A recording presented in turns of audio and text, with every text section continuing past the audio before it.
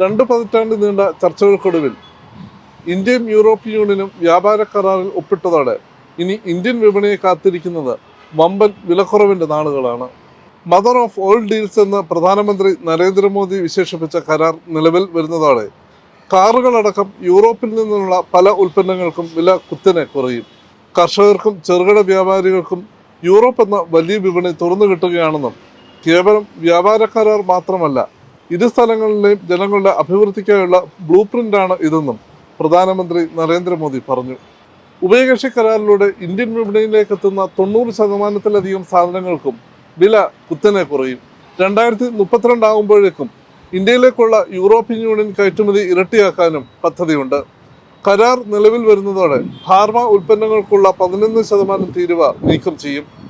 യൂറോപ്പിൽ നിന്നുള്ള ബിയറിനും വില കുറയും. പാസ്ത, ചോക്ലേറ്റ് എന്നിവ ഉൾപ്പെടെയുള്ള സംസ്കരിച്ച ഭക്ഷണങ്ങളുടെ തീരുവ പൂർണ്ണമായും ഒഴിവാക്കും. വൈനുകളുടെ തീരുവ ക്രമേണ 150% നിന്ന് 20% കുറയും. കാറുകളുടെ താരിഫ് 110% നിന്ന് 10% കുറയും.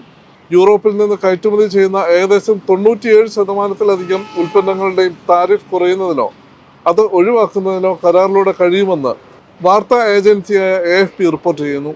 വിവിധ ഉപകരണങ്ങൾക്ക് 44% വരെയും കെമിക്കലുകൾക്ക് 22% വരെയും ഫാർമസ്യൂട്ടിക്കൽ ഉൽപ്പന്നങ്ങൾ ഏകദേശം 11% വരെയും വില കുറയും. ഉഭയകക്ഷി കരാറിന്റെ ഭാഗമായ മൊബിലിറ്റി കരാർ നിലവിൽ വരുന്നതോടെ ഇന്ത്യയിൽ നിന്നുള്ള പ്രൊഫഷണലുകൾക്ക് കൂടുതൽ അവസരങ്ങൾ യൂറോപ്യൻ യൂണിയനിൽ തുറന്നു കിട്ടും.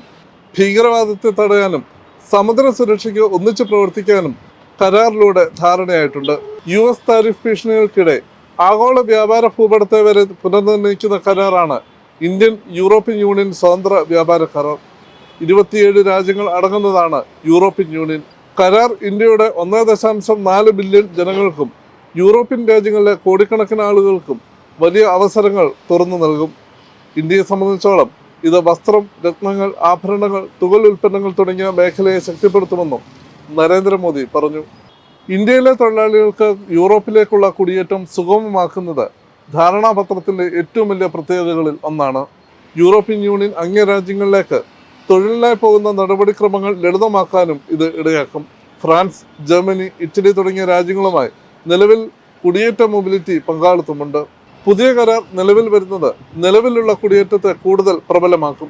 2007 ആരംഭിച്ച വ്യാപാര കരാർ ചർച്ചകൾ 19 വർഷത്തെ നീണ്ട കാത്തിരിപ്പിനൊടുവിലാണ് യാഥാർത്ഥ്യമാകുന്നത്. യൂറോപ്യൻ യൂണിയനുമായുള്ള ഇന്ത്യയുടെ വ്യാപാര ഒത്തുചേരൽ ലോകത്ത് തന്നെ വലിയ ചർച്ചകൾക്കാണ് വഴിവെക്കുന്നത്.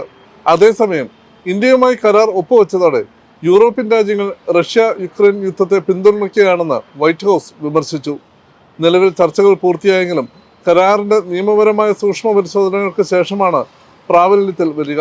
ഇതിന് 6 മാസം വരെ സമയമെടുത്തേക്കാം. ലോകമെമ്പാടുമുള്ള ജനങ്ങൾ ആകാംക്ഷയോടെ ഉറ്റുനോക്കുന്ന ഈ കരാർ അടുത്ത വർഷത്തോടെ പൂർണ്ണമായി പ്രാബല്യത്തിലെത്തുമെന്നാണ് പ്രതീക്ഷിക്കുന്നത്.